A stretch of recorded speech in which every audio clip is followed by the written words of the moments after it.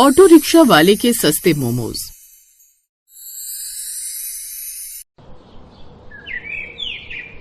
प्रवीण मोहनपुर गांव के अंदर ऑटो चलाया करता था और रोज सुबह से शाम तक वो सवारी बिठाया करता ताकि उसके घर का खर्चा अच्छे से चल सके। ऐसे ही एक दिन एक औरत उसके ऑटो में बैठती है और कहती है, भाई मुझे बेलापुर गांव ले चलो और ऑटो थोड़ा जल्दी चलाना, मुझे वहाँ जल्दी पहुँचना है। बहन जी, जल्दी का काम तो शैतान का होता है। आपका जल्दी पहुंचने से ज्यादा सुरक्षित पहुंचना जरूरी है। बातें तो बहुत अच्छी करते हो तुम भैया। मैं तो सच बोलता हूँ जी, अच्छी तो अपने आप लग जाती है। ऐसे दिन गुजर रहे थे और एक दिन प्रवीण तेज बारिश में ऑटो चला रहा था, तभी उसका बहुत बड़ा एक्सीडेंट हो जाता है। उसे अस्पताल लेकर जाया जाता है, जहाँ पर उसकी 21 साल की बेटी निधि उसको इस हालत में देखकर कहती है, पिताजी आप तो पहले से ही बहुत समझदार हैं और बहुत संभल कर ऑटो चलाते थे, फिर भी आपका इतना बड़ा एक्सीडेंट कैसे हो गया? बेटा, सामने एक बच्चा खेल रहा था और बारिश में नहा रहा था। उसे बचाने के चक्कर में मैंने ऑटो के साथ पेड़ में टक्कर मार दी और मेरे पैर में इतनी बुरी चोट लग गई। आप बिल्कुल भी चिंता मत कीजिए पिताजी, बस जल्दी से ठीक हो जाइए। मैं माँ को तो पहले ही खो चुकी हूँ, अब आपको नहीं खो सकती। प्रवीण अब अस्पताल से छुट्टी लेकर घर आ जाता है, लेकिन फिर भी उसकी चलने फिरने की हालत नहीं थी। ऐसे ही निधि एक दिन घर में उदास बैठी हुई थी, तभी उसकी पड़ोसन ने उसे आकर कहा, अरे निधि, तेरे पिताजी के साथ जो हुआ उसे तो बदला नहीं जा सकता, लेकिन अब तुझे घर चलाने के बारे में सोचना चाहिए। आंटी आप ही बताइए ना, मैं क्या करूँ? ना ही मैं ज्यादा पढ़ी लिखी हूँ और ना ही मुझे किसी काम का तजुर्बा है, और झाड़ू पोछे का काम पिताजी मुझे कभी नहीं करने देंगे। फिर मैं क्या ही कर सकती हूँ? अपना कोई व्यापार तो शुरू कर सकती है ना।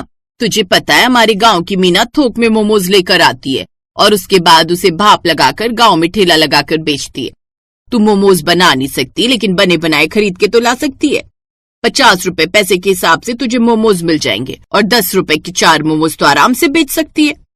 ये बात सुनकर निधि को एक उम्मीद मिलती है, जिसके बाद वो अपने पास रखे हुए कुछ पैसों से किराए पर ठेला खरीद लेती है और थोक में मोमोज ले आती है और पिताजी की सेवा कर सके इसलिए घर के बाहर ही मोमोज बेचने लगती है। आओ मोमोज खा लो, 10 के 4, 10 के 4। तभी उसके पास कुछ छोटे छोटे बच्चे आते हैं। दीदी, आपके मोमोज तो बहुत अच्छे हैं, मेरे लिए 20 रुपए के मोमोज पैक कर दो। आज मेरे पापा की सैलरी आई थी तो उन्होंने मुझे 20 रुपए दिए। और मेरे लिए 10 की मोमोज लगा दो और वो व्हाइट वाली चटनी ज्यादा डालना, मुझे वो बहुत अच्छी लगती है। ऐसे निधि मोमोज बेच रही थी, लेकिन उसकी इस तरक्की को देखकर उसे किराए पर ठेला देने वाले किशन को बहुत जलन होती है। और एक दिन जब निधि उसे हफ्ते का किराया 100 रुपए देने जाती है तो किशन कहता है, निधि अब से हफ्ते के 200 देने पड़ेंगे, 100 से काम नहीं चलेगा।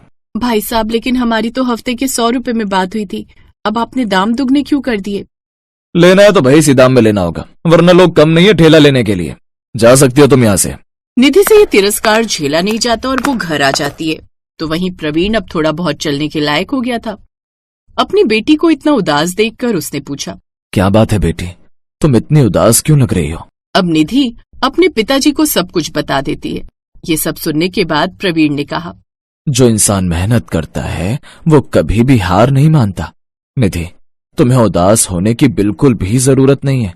एक काम कर, अब से तू थोक में मोमोज बनाने का काम शुरू कर दे और मोमोज बेचने का काम मैं करूंगा। पर पिताजी, हमारे पास तो ठेला ही नहीं है, फिर आप मोमोज बेचेंगे कैसे? ये बात सुनने के बाद प्रवीण ने हंसते हुए कहा, ठेला नहीं है तो क्या हुआ, मेरा खुद का ऑटो तो है ना। अब से मैं उसी में मोमोज बेचा करूंगा और उसके ऊपर एक पर्चा भी लगा दूंगा, ऑटो वाले के सस्ते मोमोज। तू जानती है इस गांव से दूर हर जगह पर 20 रुपए के 4 मोमोज बनते हैं। इस गांव में 10 रुपए के 4 मोमोज बेचेंगे। जब हम और जगह जाकर 20 रुपए के 8 मोमोज बेचेंगे तो लोग दूर दूर से मोमोज खाने आएंगे।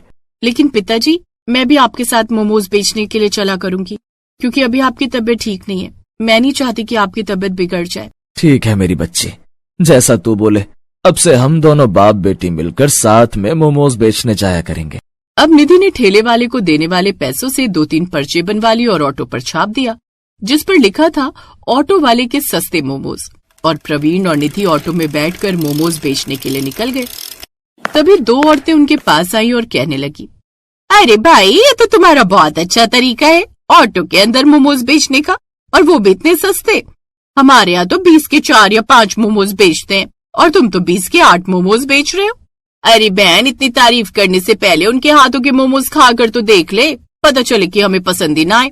बहन जी, मेरी बेटी बहुत अच्छे मोमोज बनाती है, आप खाकर देखिए, मुझे पूरी उम्मीद है कि आपको पसंद आएंगे। अब वो दोनों ही औरतें जैसे ही मोमोज खाती हैं तो वो उन्हें बहुत पसंद आते हैं और वो अपने घर के लिए भी कुछ मोमोज पैक करवा लेती हैं।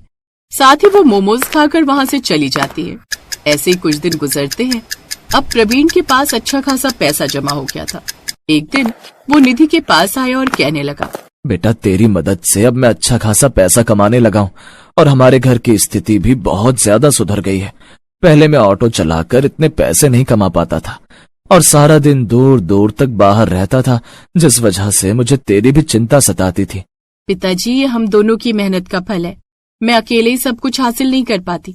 आपका सुझाव भी तो बहुत ही अनोखा था, ऑटो के अंदर सस्ते मोमोज बेचने का।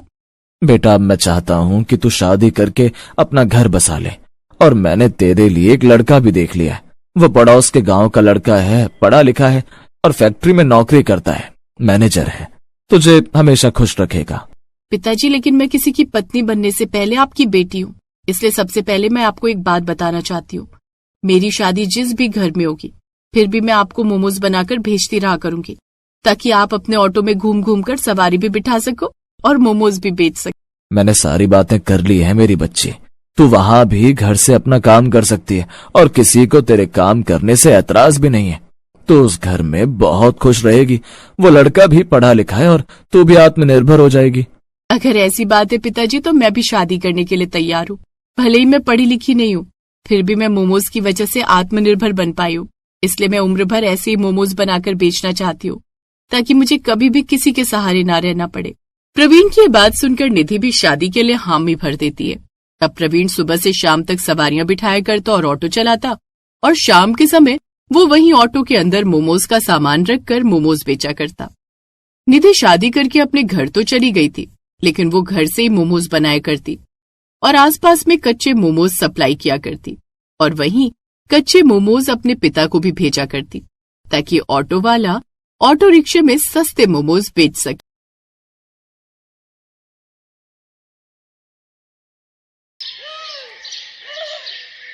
बहू, आज तेरी पहली रसोई है।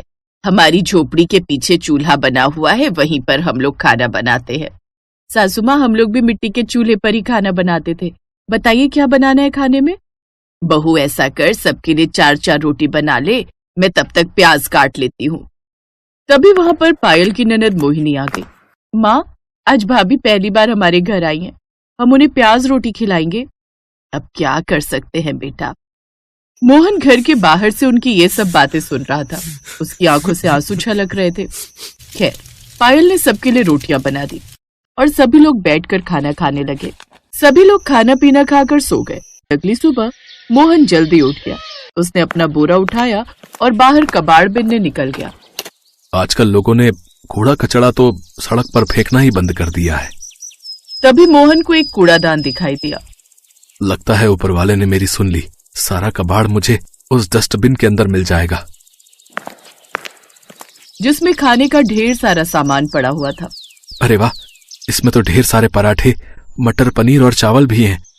ये खाना भले ही जूठा हो, लेकिन खाने में तो सही ही है, अभी खराब भी नहीं हुआ है। मोहन ने सारा खाना बटोर कर अपने पास रख लिया और फिर से अपने काम पर लग गया। धीरे धीरे शाम होने लगी। शाम को पायल की ननद ने उससे कहा, भाभी, आज रविवार का दिन है और हमारे गांव में रविवार को बाजार लगती है, चलिए मैं आपको घुमा लाती हूँ। हाँ मोहिनी, मैं भी तुमसे यही कहने वाली थी। पायल और मोहिनी बाजार घूमने निकल गए। उनके पास पैसे तो थे नहीं कि वो शॉपिंग कर पाए। बाजार की रौनक देखकर ही वो अपना दिल बहला रही थी। तभी अचानक मोहिनी एक मोमोज के ठेले को बहुत ही ध्यान से देखने लगी। क्या हुआ मोहिनी, तुमको मोमोज खाना पसंद है क्या? भाभी, आज तक हमने कभी भी मोमोज नहीं खाए, बस देखकर ही मन बहला लेते हैं। चलो ठेले के पास चलते हैं, मोमोज की महक भी ले लेंगे। हाँ हाँ भाभी, ये आपने बिल्कुल सही कहा। दोनों ननद भाभी मोमोज के ठेले के पास जाकर खड़े हो गए। ये दोनों बस खड़ी थी। तभी ठेले वाले ने कहा, हाँ बहन जी, कितने प्लेट मोमोज लगा दूं? अरे नहीं नहीं भाई साहब, हम तो बस देख रहे थे कि मोमोज बनते कैसे हैं। हमारे पास मोमोज खरीदने के लिए पैसे नहीं है। शाम हुई नहीं कि तुम जैसे भिखारी तुरंत भीख मांगने आ जाते हो। चलो निकलो यहाँ से, यहाँ कुछ नहीं मिलेगा फ्री में। चाचा, पागल हो गए हो क्या? हमने आपसे कब भीख मांगी? मोहिनी, चलो यहाँ से, इनसे बहस मत करो। हमारे पास पैसे नहीं और फालतू में यहाँ खड़े हैं, तो उन्हें ऐसा ही लगा होगा कि हम भिखारी हैं। पायल और मोहिनी उसी वक्त मार्केट से अपने घर की तरफ पैदल ही चल पड़ी। मोहिनी, मैंने मोमोज बनाने का तरीका उस ठेले वाले का देख लिया था। अगर मुझे मोमोज बनाने का सामान मिल जाए तो मैं उससे भी स्वादिष्ट मोमोज बना सकती हूँ। क्या बात है भाभी, आप तो बड़े तेज हो। खैर, पायल खाना बनाने ही वाली थी कि तभी राकेश कूड़ेदान से उठाया हुआ खाना लेकर घर पहुंच गया। रुक जाओ पायल, आज खाना बनाने की कोई जरूरत नहीं है। देखो मैं कितना अच्छा स्वादिष्ट खाना लेकर आया हूँ तुम सबके लिए। अरे बेटा, इतना अच्छा खाना तुझे कहाँ से मिल गया? आज मार्केट में एक शादी पार्टी हो रही थी, मैं वहीं पर कबाड़ उठाने गया था, तो लोगों ने मुझे खाना पैक करके दे दिया। क्या बात है भैया, कितने सालों बाद हम इतना अच्छा खाना खाने वाले हैं। थोड़ी देर में सभी लोग एक साथ बैठकर कचरे का उठाया हुआ खाना खाने लगे, लेकिन इस बारे में मोहन के अलावा किसी को नहीं पता था। उन्हें खुशी खुशी खाना खाता देख मोहन खुश भी हो रहा था और उसके अंदर एक दर्द भी था। कितना बदनसीब हूं मैं, अपने घर वालों को कचरे का उठाया हुआ खाना खिला रहा हूं, लेकिन कोई बात नहीं, खाना खराब तो है नहीं। इसी बहाने इनके चेहरों पर थोड़ी सी खुशी तो आई। लेकिन आधी रात में ही सभी का पेट खराब होने लगा। सभी लोग बार बार लोटा लेकर खेतों में शौच के लिए जाने लगे। मोहन भी कई बार शौच करने गया, तभी उसकी सास ने कहा, मोहन बेटा, ये कैसा खाना लेकर आया था तू? हम सबका पेट खराब हो गया। इससे पहले कि मोहन उनकी बात का कोई जवाब दे पाता, पायल बीच में बोल पड़ी, सासू माँ, इसमें मोहन जी की कोई गलती नहीं है। इतना अच्छा खाना हमने कई सालों से खाया नहीं था, तो शायद इसीलिए हम पचा नहीं पाए। ये बात सुनकर मोहन को थोड़ा रिलैक्स महसूस हुआ। तभी उसकी सास ने कहा, हमारे पास डॉक्टर से दवा लेने के लिए पैसे तो है नहीं। ऐसा करो, गर्म पानी में थोड़ी सी लौंग, थोड़ा सा काला नमक डालकर पी लो सब लोग, पेट सही हो जाएगा। ये दादी माँ का नुस्खा है। सभी लोगों ने वैसा ही किया और सुबह तक सबका पेट ठीक भी हो गया। मोहन काम पर जाने वाला था कि तभी उसकी बहन मोहिनी ने उसे रोक लिया। भैया, हम सबको ना मोमोज खाने का बहुत मन कर रहा है। भाभी का भी बहुत मन है मोमोज खाने का। उन्हें मोमोज बनाना आता भी है। शाम को जब आप आना तो मोमोज बनाने का सामान लेते आना। बहन, मोमोज बनाने का सामान बहुत महंगा मिलता है। प्याज, आलू, हरी मिर्च, लहसुन, ये सब तो हम अपने घर के बाहर खुद ही उगा लेते हैं। जो पैसे मैं कमाता हूँ उससे घर चलना ही मुश्किल है, फिर भी मैं कोशिश करूंगा। कोशिश नहीं, लेकर आना भैया। एक बहन होकर मैं आपसे जिद भी नहीं कर सकती क्या? मोहन उसी वक्त अपने आंसुओं को छुपाते हुए काम पर निकल गया और सड़कों पर कूड़ा बिनने लगा। घूमते घूमते वो बहुत दूर निकल गया, फिर भी उसे कोई कबाड़ नहीं मिला। कितना बदनसीब भाई हूं मैं, अपनी बहन की एक छोटी सी ख्वाहिश भी पूरी न कर सका। घर पहुंचते ही मोहिनी ने उससे कहा, भैया, भाई अपनी बहन के लिए ना जाने क्या क्या कर देता है और आप एक छोटा सा काम नहीं कर पाए। मोहन की पत्नी पायल थोड़ी समझदार थी। वो अपने पति के दर्द को थोड़ा थोड़ा महसूस भी कर सकती थी, इसलिए मोहन के बोलने से पहले ही उसने कहा, पायल, हर भाई चाहता है कि वो अपनी बहन की हर ख्वाहिश पूरी करे। अपने भाई से इस तरह जिद नहीं करते। लेकिन भाभी, मैं तो सिर्फ मोमोज खाना चाहती हूँ। कौन सा राजमहल मांग लिया मैंने? तुम मोमोज खाना चाहती हो ना? आज रात में तुम सबके लिए मोमोज ही बनाऊंगी। लेकिन बहू, हमारे पास तो मोमोज बनाने का सामान ही नहीं है। सासू माँ, हमारे पास आटा है, नमक है, तेल है, आग जलाने के लिए लकड़ियां है, खाना बनाने के लिए मिट्टी का चूल्हा भी है। हमने अपने घर के बाहर हरी मिर्च, आलू, प्याज, लहसुन ये सब उगाई रखा है। ये सब मिलाकर मैं इतने अच्छे मोमोज बनाऊंगी ना कि आप लोग उंगलियां चाटते रह जाएंगे।